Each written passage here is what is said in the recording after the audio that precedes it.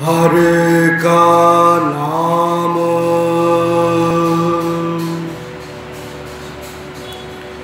त्याए कै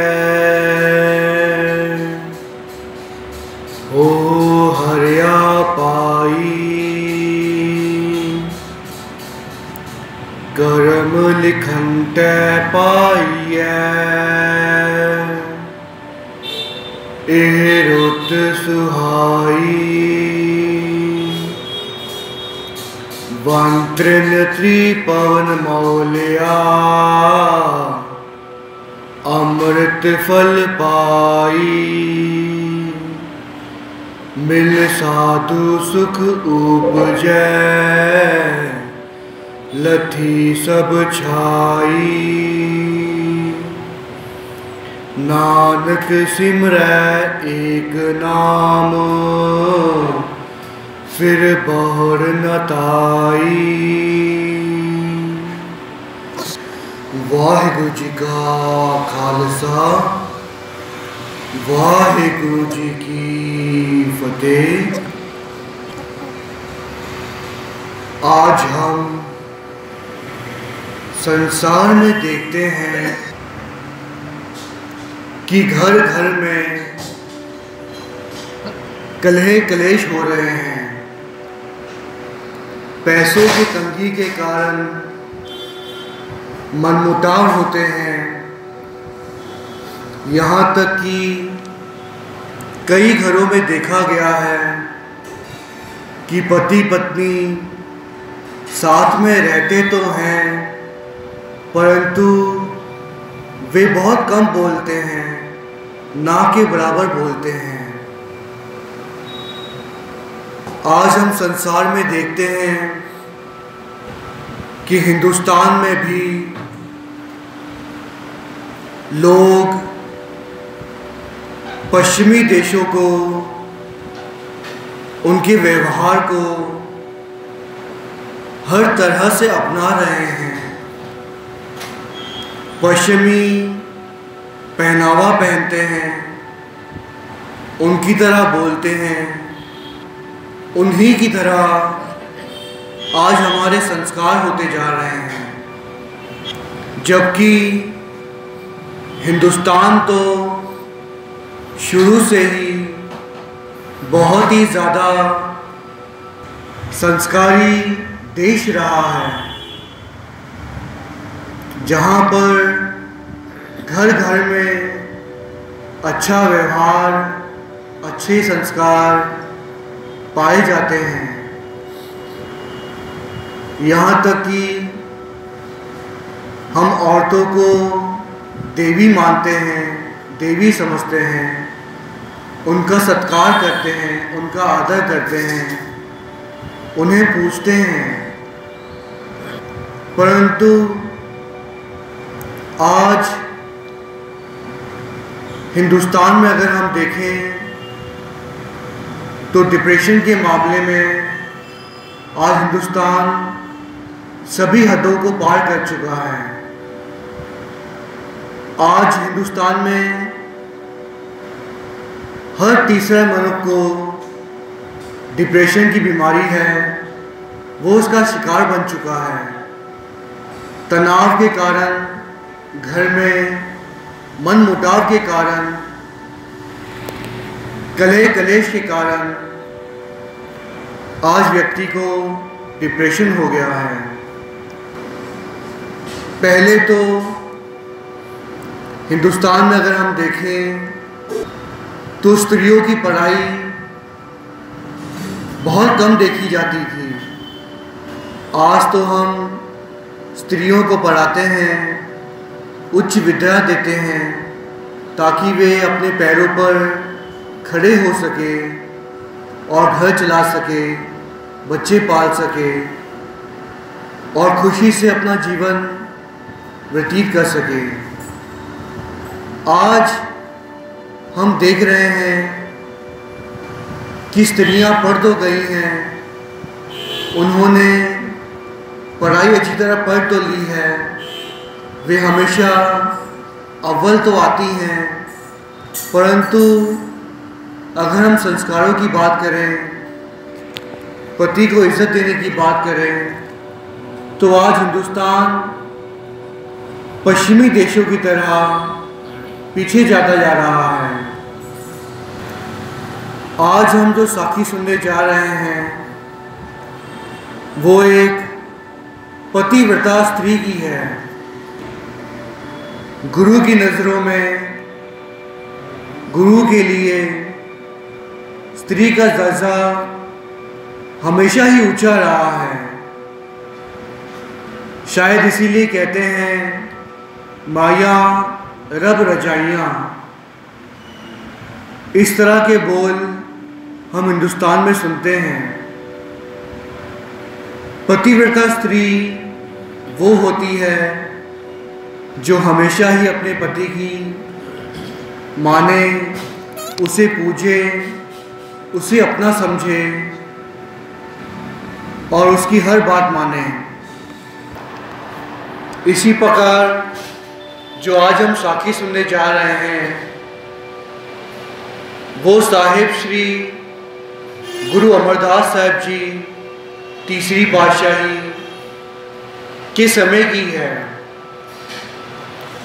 कहते हैं जब गोविंदवाल साहिब में बावली की कार सेवा चल रही थी, संगत आकर बावली की सेवा कर रही थी और अपना जीवन सफला कर रही थी। इसी बीच कहते हैं वहां पर एक बीबी आया करती थी जो कि एक पतिव्रता स्त्री थी। कहते हैं जब सिख संगत बावली की सेवा करने अमृत वेले पहुंच जाती, मिट्टी खोदने का काम जारी था। लोग मिट्टी को उठाकर बाहर निकालते ताकि बावली की कार सेवा ठीक ढंग से हो सके। सभी बहुत ही श्रद्धा से, बहुत ही प्रेम से बावली साहब की सेवा कर रहे थे।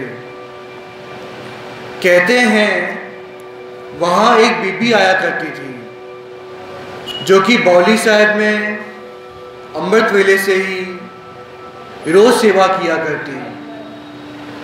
परंतु जिस प्रकार और सिख अपने घरों से आते, चलकर आते, वो बीबी कुछ अनोखी थी। वो साधारण तरीके से औरों की तरह अपने घर से चलकर नहीं आती। किसी ने उसे गोविंदवाल साहब में पहले कभी देखा नहीं था। वो कहीं बाहर दूर से आया करती थी। कुछ सिखों ने देखा कि वो बीबी बहुत ही प्रेम से, बहुत ही चाव से मिट्टी ढोती है, कार सेवा करती है।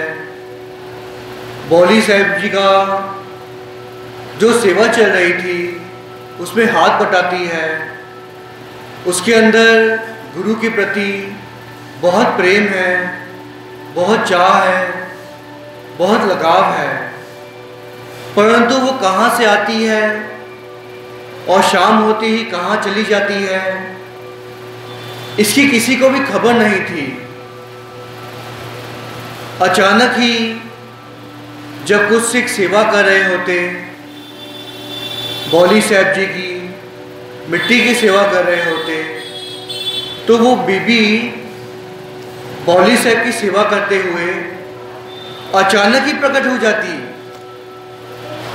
लोग देखकर हैरान होते कि ये बीबी तो अभी यहाँ से कहीं से चलकर तो नहीं आई और अचानक ही यहाँ दिखने लगी हैं, यहाँ प्रकट हो गई हैं और अचानक ही नाम जपते जपते, गुरु का सिमरन करते करते वो सेवा करने लगी।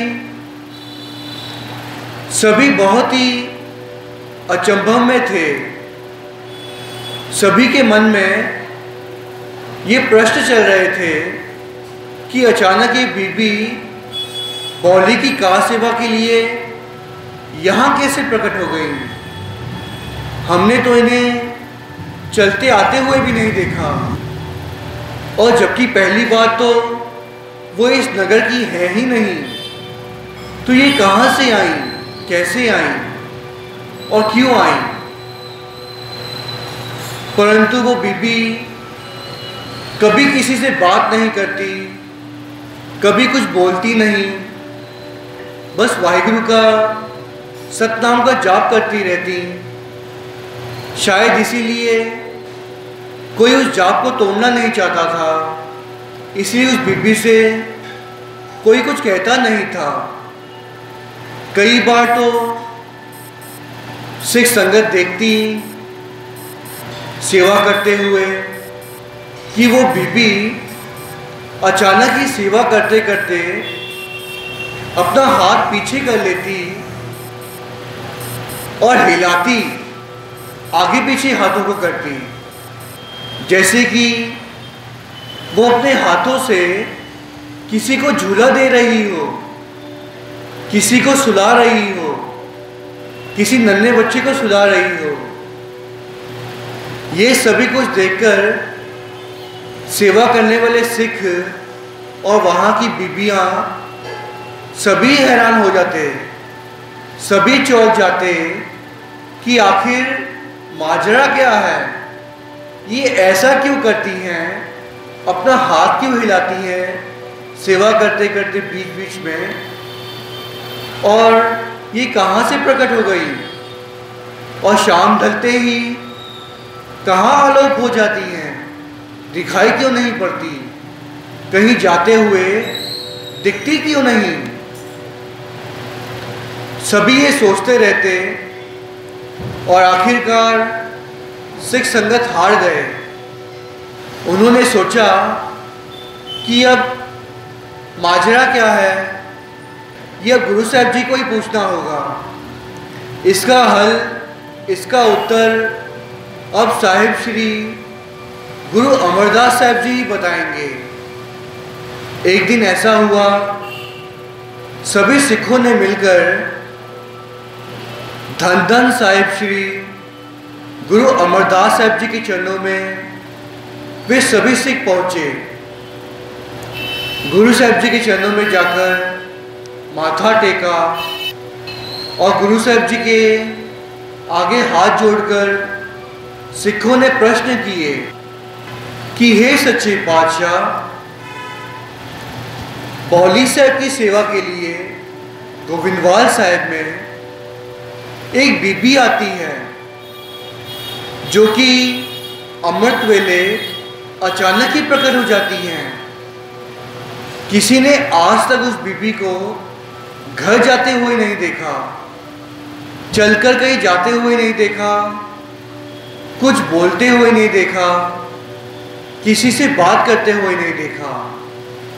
वो मन ही मन जाप करती है, आप जी का सिमरन करती हैं, आप जी से बहुत प्रेम करती हैं। उसका चित्त, उसका मन सेवा में आनंद में ही रहता है। वो सेवा के आनंद में हमेशा ही रहती हैं और सेवा बहुत ही चाव से करती हैं, सेवा में हमेशा ही तत्पर रहती हैं। परंतु बीच बीच में सेवा करते करते ना जाने वो क्यों अपना दूसरा हाथ आगे पीछे करके हिलाती हैं, जैसे किसी बच्चे को सुला रही हो। ये माजरा क्या है? हे सच्चे पातशाह, आप तो करन करावन हार हो, जानी जानन हार हो, सृष्टि के कर्ता धर्ता हो।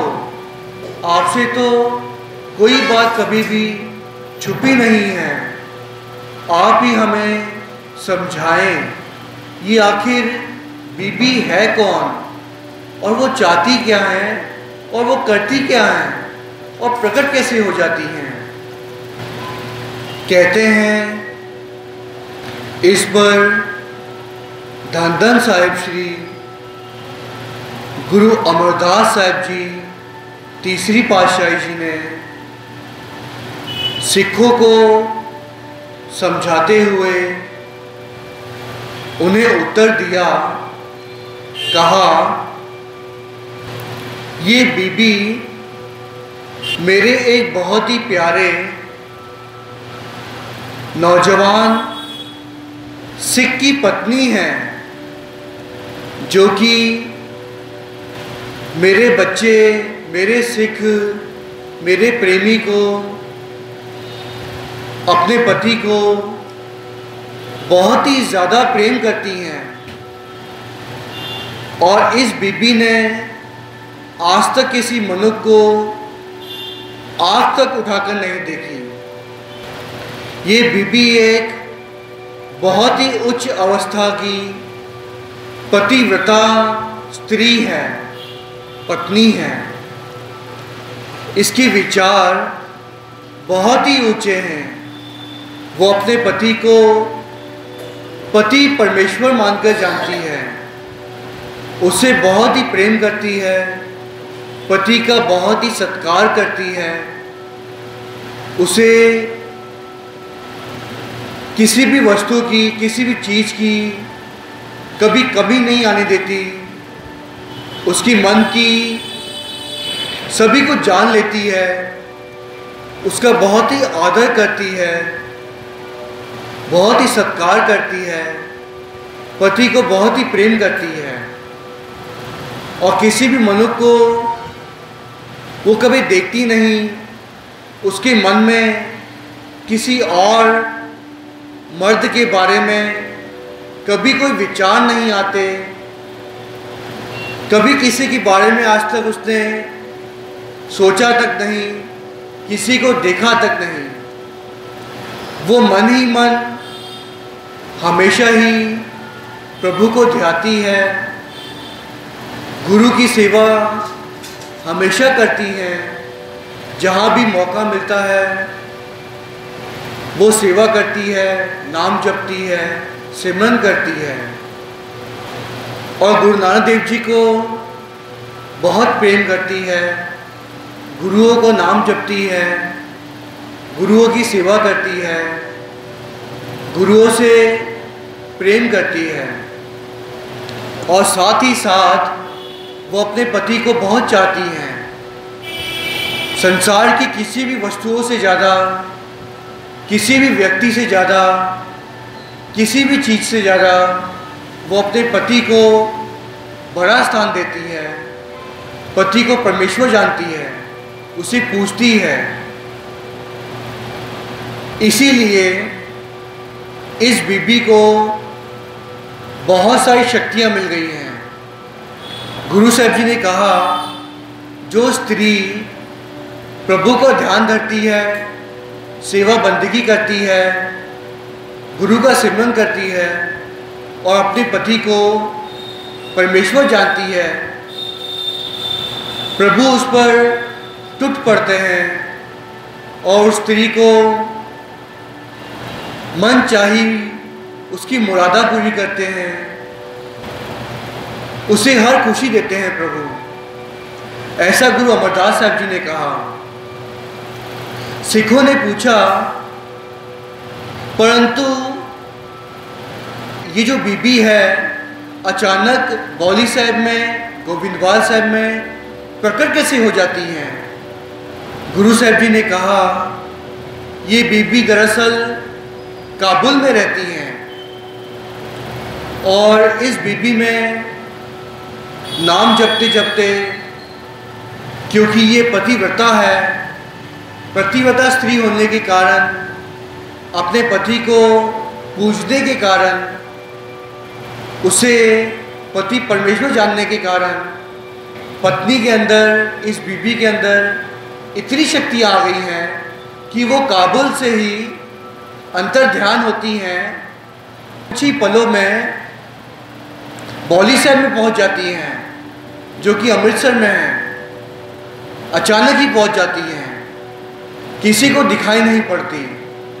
कुछ ही पलों में अचानक ही अपनी शक्तियों से काबुल से आलोप होती हैं और गोविंदवाल साहब भोली साहब में प्रकट हो जाती हैं। और यहाँ पर भोली साहब की बहुत दिल लगाकर सेवा करती हैं, गुरु का ध्यान मन में धरती हैं और गुरु को पूछती हैं, नाम जपती हैं, सिमरन करती हैं। धन है ये बीबी, प्रतिव्रता बीबी, ऐसा गुरु अमरदास साहब जी ने कहा। और गुरु साहब जी ने सामने बैठे सभी सिखों को, संगतों को यह भी बताया कि ऐसे पहले भी एक प्रतिव्रता बीबी हो चुकी है दुनिया में। हुआ यूँ था, गुरु साहब जी ने बताया कि एक मांडव ऋषि हुए हैं जो कि कई वर्षों से तपस्या कर रहे थे। कहते हैं उस राज्य के कुछ लोगों ने, चोरों ने राज्य में चोरी कर ली और उन चोरों ने चोरी करके जब वो धन लेकर, दौलत लेकर वहाँ से गुजर रहे थे जहाँ पर ऋषि मांडव पेड़ के नीचे बैठकर समाधि में बैठे तपस्या कर रहे थे, चोरों ने मांडव ऋषि को तप करते हुए देखा। तो कहते हैं एक चोर ने थैले में से, चोरी के माल में से एक हीरे का हार निकालकर मांडव ऋषि के गले में डाल दिया और वे वहां से चले गए। कहते हैं जब राजा के सिपाही चोरों को ढूंढते ढूंढते उस जगह से गुजरे जहाँ पर मांडव ऋषि तप कर रहे थे, तो मांडव ऋषि को देखा उन्होंने कि उनके गले में तो हीरे का हार है और ये तो वही हार है जो कि चोरी हुआ था। कहते हैं राजा के सिपाहियों ने मांडव ऋषि को जबरन ही, जबरदस्ती उठाकर राजा के दरबार में ले गए। मांडव ऋषि ने सिपाहियों को समझाया कि मैं चोर नहीं हूँ, ना जाने ये हार मेरे गले में कैसे आया, मैंने चोरी नहीं की, मैंने कभी कोई पाप नहीं किया, मैं तो एक तपस्वी हूँ, धर्मी हूँ। परंतु सिपाहियों ने उनकी एक न सुनी, यहाँ तक कि राजा ने भी उनकी एक न सुनी। और कहते हैं राजा ने मांडव ऋषि को सूली में टांगने की सजा दे दी। कहते हैं तप के कारण मांडव ऋषि सूली में चढ़ने के बावजूद भी वो मरा नहीं। उसने धर्मराय को पुकार लगाई। उसके तप के कारण धर्मराय को खुद चलकर आना पड़ा। और कहते हैं मांडव ऋषि ने धर्मराय पर वे बहुत ही क्रोधित हुए। कहा मैंने अपने सारे जीवन काल में कभी कोई पाप नहीं किया, किसी को कभी दुख नहीं दिया, तो मुझे बताओ कि मुझे आखिर ये सूली पर क्यों टांगा गया, ये किस बात की सजा दी जा रही है मुझे। धर्मराय ने तपस्वी को बताया कि हे तपस्वी, हे मांडव ऋषि, जब तुम्हारी उम्र 12 साल की थी जब तुम छोटी अवस्था के थे, छोटे बच्चे थे, तब तुमने खेलते खेलते जंगल में एक पंखड़ी को एक सुई चुभो दी थी, जिसके कारण उसे कष्ट हुआ था और उसकी मौत हुई थी। ये उसी की सज़ा है जो आज तुम्हें सूली पर चढ़ाया जा रहा है। ज़रा सोचिए, आज हम जाने अनजाने में ना जाने कितने पाप कर देते हैं। व्यवहार में, अपने संस्कार में, अपने धंधे में ना जाने हम कितने झूठ बोलते हैं, कितनों को कष्ट देते हैं, कितनों को दुखी करते हैं, कितनों को दुख देते हैं। तो हमें ना जाने कैसी कैसी सजाएं भोगनी पड़ेंगी, ये तो गुरु ही जानता है, पिता परमेश्वर ही जानता है। गुरु हम सब पर कृपा करें, रहम करें, हमें पाप से बचाएं, सज़ा से बचाएं और अपनी मेहर भरी दृष्टि हम पर डालें, अपनी रहमत को देखें, हमारे पापों को ना देखें। यही गुरु की आगे अरदास है और हमारा भी जीवन मरण कट जाए। तो इसी प्रकार कहते हैं, जब मांडव ऋषि ने धर्मराय से उसका इस प्रकार का उत्तर सुना कि 12 साल की आयु में उसने पाप किया था और जिसकी सज़ा उसे आज मिल रही है, वो भी सूली के रूप में, तो मांडव ऋषि ने कहा कि आज के बाद ऐसा हो कि 12 साल की उम्र जो होती है, पहले तो वो छोटी अवस्था होती है, बालक आयु होती है।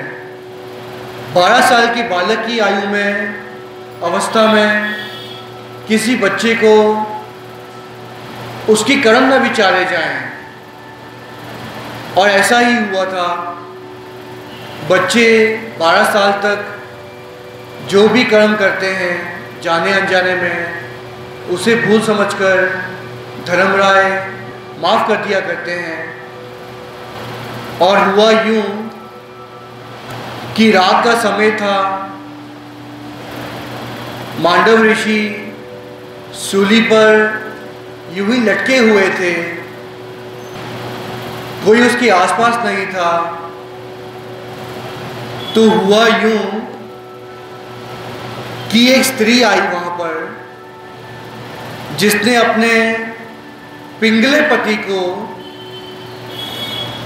जिसका पति पिंगला था, ठीक नहीं था, साधारण व्यक्ति नहीं था, वो एक पतिव्रता थी। उसने अपने पति को अपने सर पर उठाया हुआ था और अंधेरे में चलते हुए वो वहीं से गुजर रही थी। अंधेरे में दिखाई ना पड़ने के कारण उसे पता नहीं चला और उसे ठोकर लगने के कारण उसका पति जो उसके सर पर था, पिंगला था, उसकी ठोकर मांडव ऋषि को पड़ गई। और मांडव ऋषि पहले से ही क्रोध में थे, सूली पर टंगे हुए थे। वो ठोकर खाकर और क्रोधित हो गए। कहते हैं मांडव ऋषि ने उस स्त्री के पति को श्राप दे दिया। कहा कि जिस पति को तू अपने सर पर उठाकर जा रही है, सुबह होते ही, सूरज उगते ही इसकी मौत हो जाएगी, ये जिंदा नहीं रह सकता। ऐसा श्राप दे दिया। परंतु कहते हैं वो स्त्री एक पतिव्रता स्त्री थी, जिसने कभी किसी मर्द को आंख उठाकर तक नहीं देखा था और वो प्रभु का अंतर ध्यान करती, नाम जपती, प्रभु की सेवा में हमेशा तत्पर रहा करती थी। और जबकि उसका पति बीमार था, पिंगला था, उसका ख्याल तक नहीं रख सकता था, परंतु फिर भी वो अपने पति की बहुत ही सेवा करती, इस हालत में होते हुए भी उसका बहुत ही ध्यान रखती, बहुत सारी शक्तियों की वो मालिक बन गई थी। कहते हैं प्रभु उस स्त्री को बहुत सारी शक्तियाँ देते हैं, बहुत प्रेम करते हैं जो स्त्री प्रतिव्रता होती है।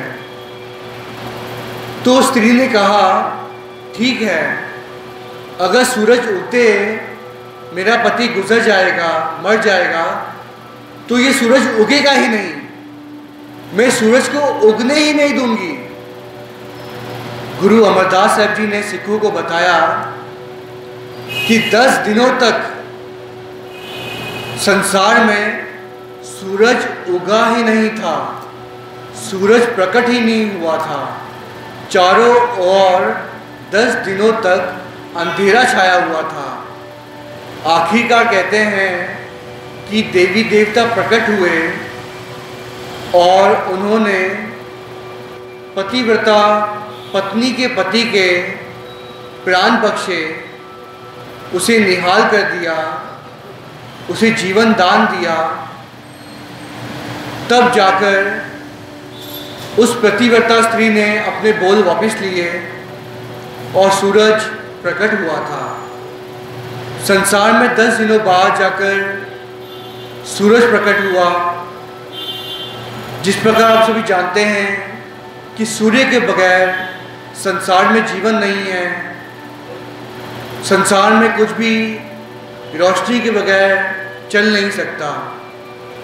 परंतु पतिव्रता स्त्री के श्राप के कारण गुरु अमरदास साहब जी ने बताया संतों को कि 10 दिनों तक सूरज प्रकट नहीं हुआ।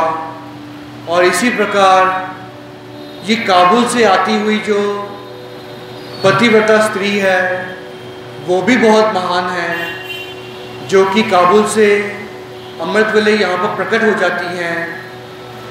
और घर पर बच्चा उसका जब रोता है तो हाथ हिलाकर अपने बच्चे को वो चुप कराती हैं, बच्चे का भी ध्यान रखती हैं और गुरु से भी प्रेम करती हैं।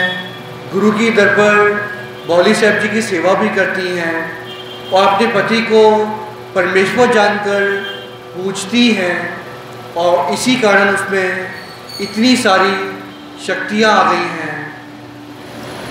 धन धन साहब श्री गुरु अमरदास साहब जी ने बताया कि जो स्त्री अपने पति को पूजेगी, परमेश्वर जानकर मानेगी, उसकी सेवा करेगी, प्रभु उसमें बहुत सारी शक्तियाँ प्रदान करते हैं और ऐसी शक्तियों की मालिक होती हैं पतिव्रता स्त्री।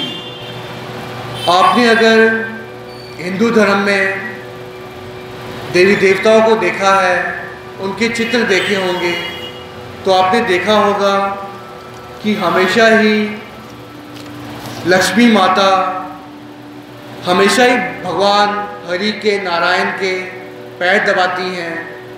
जब नारायण सांप की शैया पर बैठकर संसार को ताड़ते हैं, तब माता उनकी पैर दबाती हैं, अपने पति के पैर दबाती हैं। इसी प्रकार कहते हैं कि जो स्त्री अपने पति के पैर दबाती है, उनकी दिल लगाकर सेवा करती हैं, उन्हें पति परमेश्वर जानकर पूजती हैं, उसके कार्य हमेशा रास होते हैं।